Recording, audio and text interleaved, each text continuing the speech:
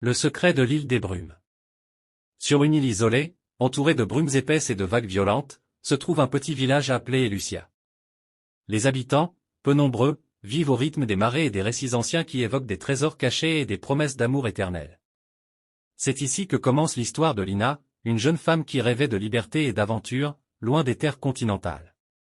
Lina, jeune botaniste curieuse, a entendu parler d'une flore unique sur cette île mystérieuse. Un jour, une invitation inattendue lui parvient. Il s'agit de Damon, un homme séduisant qu'elle a rencontré lors d'une conférence scientifique.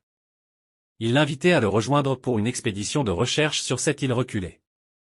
Sans trop réfléchir, poussée par l'excitation et l'intrigue, elle accepte. Damon est charmant, mystérieux, et semble connaître l'île comme personne. Dès son arrivée, Lina se laisse envoûter par l'atmosphère enchanteresse du lieu, la beauté des plages sauvages, les forêts denses et silencieuses, et surtout par la présence magnétique de Damon, qui semble veiller sur elle à chaque pas. Au fil des jours, Lina et Damon se rapprochent. Sous le ciel étoilé des nuits d'Elucia, ils échangent leurs secrets, rient ensemble et se promettent de toujours se soutenir. Lina, tombant sous le charme de Damon, commence à le voir comme l'homme de sa vie. Elle admire sa passion pour la nature et sa connaissance des lieux. Mais les habitants du village sont moins enthousiastes à l'idée de voir Lina se lier à Damon. Certains murmurent que l'île cache des secrets sombres et que Damon n'est pas celui qu'il prétend être. Malgré leurs avertissements, Lina choisit de faire confiance à Damon, persuadée que ses sentiments sont réciproques et sincères. Un soir, alors qu'une tempête menace de s'abattre sur l'île, Lina découvre par hasard une lettre cachée dans la maison de Damon.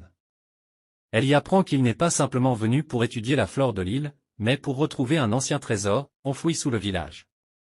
Damon l'utilise depuis le début pour approcher les villageois et obtenir des informations. Le cœur brisé, Lina confronte Damon. Il nie d'abord, puis, sous la pression, admet la vérité. Il avait besoin d'elle pour gagner la confiance des habitants et accéder à des zones interdites de l'île. Tout ce qu'il voulait, c'était le trésor, et elle n'était qu'un pion dans son plan. Dévastée par cette trahison, Lina se rend compte qu'elle a ignoré tous les signes avant-coureurs. Aveuglée par l'amour, elle a donné sa confiance à un homme qui n'avait pour but que la manipulation. Mais l'île, elle-même, semble réagir à cette trahison. Une légende racontait qu'Elucia punissait ceux qui venaient sur ses terres avec des intentions égoïstes. Dans la nuit, alors que Damon part à la recherche du trésor, la tempête s'intensifie. Lina, en larmes, retourne au village pour prévenir les habitants du danger que Damon représente. Cependant, il est trop tard. Damon, refusant de les écouter, est englouti par les eaux déchaînées de l'océan en essayant de s'emparer du trésor caché.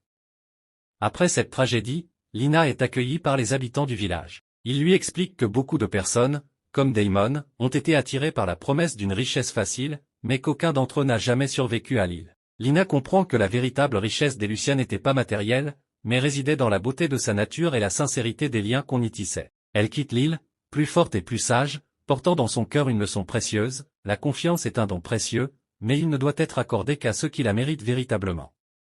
Elle apprend à ne plus se laisser aveugler par les apparences et à protéger son cœur des illusions. Leçon de l'histoire, la confiance est fragile, et lorsqu'elle est trahie, elle laisse des cicatrices profondes. Les apparences peuvent séduire, mais elles ne révèlent jamais la véritable nature des intentions.